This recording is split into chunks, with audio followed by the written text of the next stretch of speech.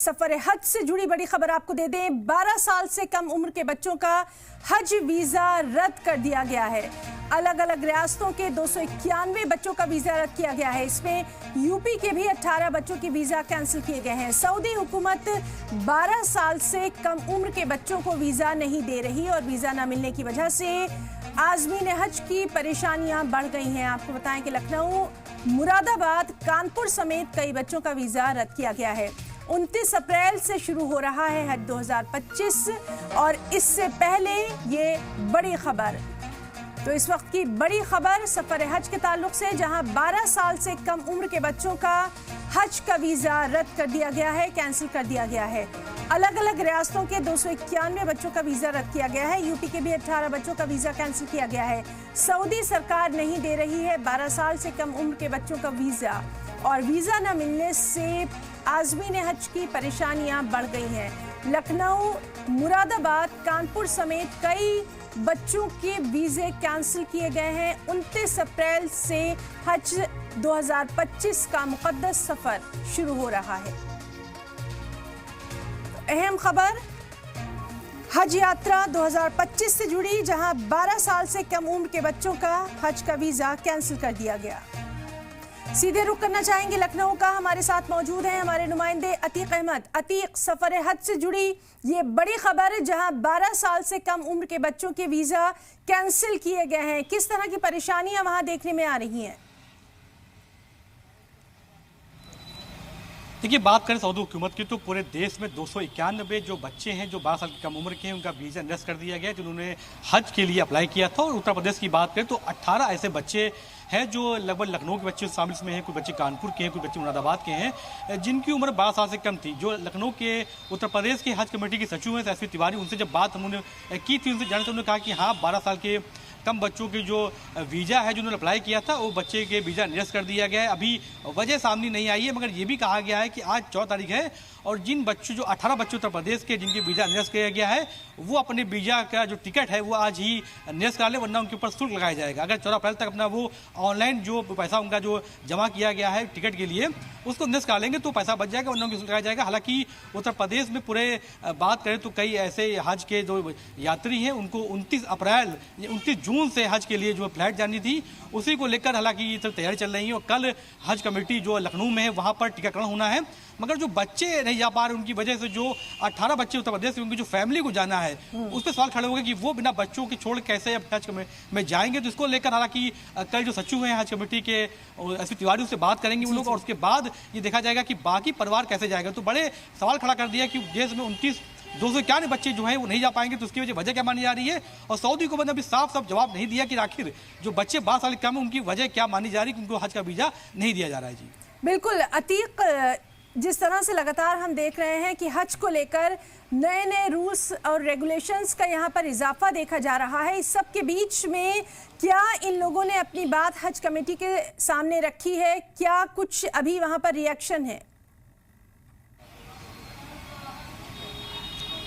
देखिए, परसों ये खबर आई थी, कल जितने भी पेरेंट्स हैं, जितने भी हालांकि जिनके बच्चे 12 साल की उम्र के थे, वो जो उत्तर प्रदेश के सचिव हैं हज के, उनसे मुलाकात की थी। उन्होंने कहा है कि सऊदी हुकूमत का मामला है, उन्होंने अभी फिलहाल वीज़ा निरस्त कर दिया है, तो इतनी जल्दी वीज़ा अब नहीं अप्लाई हो पाएगा जो निरस्त वीज़ा हो चुका है। ऐसे में उन्होंने कहा है कि सभी बच्चों के जो पेरेंट्स हैं वो अपना बच्चों का जो वीज़ा निरस्त हुआ है टिकट कैंसिल करा ले। आज की आखिरी तारीख है, 14 अप्रैल लास्ट डेट थी, टिकट कैंसिल करा शुल्क न लगे, मगर वजह सामने नहीं आ पा रही है क्योंकि पिछली बार जो हज में लोग हज करने गए तो एक आंकड़ा सामने आया था कि काफ़ी जितने पूरे मुल्क है, पूरे देश में, उसमें काफ़ी ऐसे लोग पहुंच गए थे जिसकी वजह से काफ़ी भीड़ रहती है और छोटे बच्चे जो हैं हो सकता हो उनको संभालने में दिक्कत होती हो या उनको देखरेख में दिक्कत होती हो। अब तमाम ऐसी वजह सोचने की मजबूर कर रही है कि अभी तक सऊदी हुकूमत ने ये बात स्पष्ट नहीं करी कि बच्चों के वीज़ा जो 12 साल के हैं उसको निरस्त करने की वजह क्या मानी गई है, या इस्लाम में ऐसी कोई चीज़ है कि जो लोग हज करने जाए उनकी कोई उम्र तय करी गई हो, या 12 साल के बाद बच्चों का ऐसा कोई उम्र तय करी जाती है जो हज कर सके। तमाम तरह की बातें निकल के सामने आ रही है, मगर फिलहाल जो पेरेंट्स ने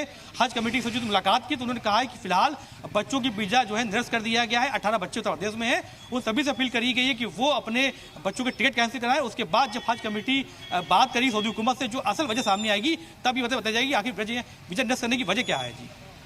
जी अतीक, तो लगातार इस अहम खबर पर हमारी नज़र बनी हुई है।